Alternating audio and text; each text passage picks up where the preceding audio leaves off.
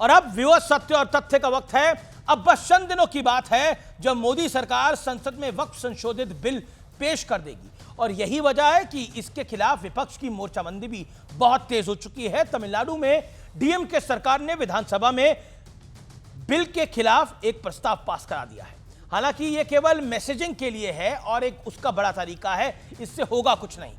इसी तरह तेजस्वी यादव ने कहा है कि सब लोग साथ मिलकर लड़ेंगे तो इंशाअल्लाह जीत हमारी होगी। कोई कह रहा है कि मस्जिद छीन ली जाएगी तो कोई कह रहा है कि मुसलमानों की जमीन हड़प ली जाएगी।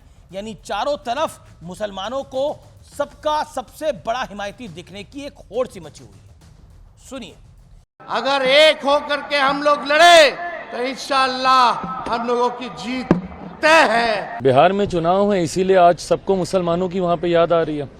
हालांकि विपक्ष के आरोपों में उतनी सच्चाई है जितने सच्चे वो दावे थे कि सीए में मुसलमानों की नागरिकता चली जाएगी, देश में असहिष्णुता फैल गई है, अल्पसंख्यकों को में डर का माहौल है, वगैरह वगैरह। क्योंकि ना सीए से किसी की नागरिकता गई और ना ही देश में इनटॉलरेंस है। और डर की दुकान वाला कॉन्सेप्ट तो विपक्ष का हर चुनाव से पहले फेवरेट टॉपिक एजेंडा रहता है। लेकिन मेरा सवाल यह है, क्या संवैधानिक प्रक्रिया में किसी भी संस्था को असीमित अधिकार जायज है? संसद से पास हुआ कोई बिल या संशोधन असंवैधानिक कैसे हो सकता है? क्या यह प्रथा खतरनाक नहीं है? क्योंकि सरकार किसी की भी हो, कॉन्स्टिट्यूशनल राइट्स को चुनौती देना ठीक नहीं है। आज जो विरोध कर रहे हैं, हो सकता है कल वो सत्ता में आए तब उन्हें भी इसी तरह के विरोध का सामना करना पड़ सकता है। इस पॉलिटिकल नूरा कुश्ती में नुकसान तो देश का होता है।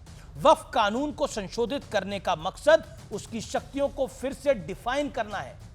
निश्चिंत रहिए, इससे किसी की जमीन न छिनेगी और ना ही किसी का कोई हक मारा जाएगा।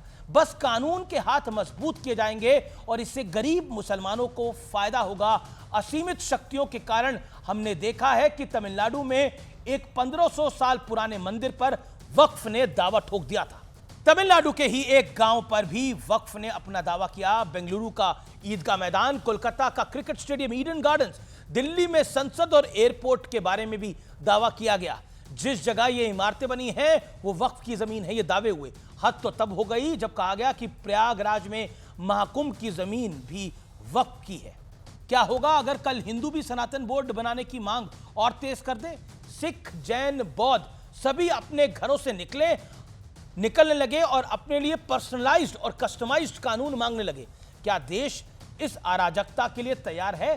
शायद बाबा साहेब भीमराव अंबेडकर को पहले ही इसका अंदाजा लग गया था, इसलिए संविधान सभा की डिबेट में उन्होंने कई बार देश में समान नागरिक संहिता का पक्ष लिया था। यानी यूसीसी वक्त की मांग है। व्यूअर्स, ये मुद्दा धार्मिक नहीं है, ये राष्ट्रीय महत्व यानी नेशनल इंटरेस्ट का मामला है। इसलिए इस पर कुछ भी बोलने और रिएक्ट करने से पहले सिर्फ और सिर्फ भारत के बारे में सोचें और कुछ नहीं। भारत बचेगा तो हम सब लोग रहेंगे।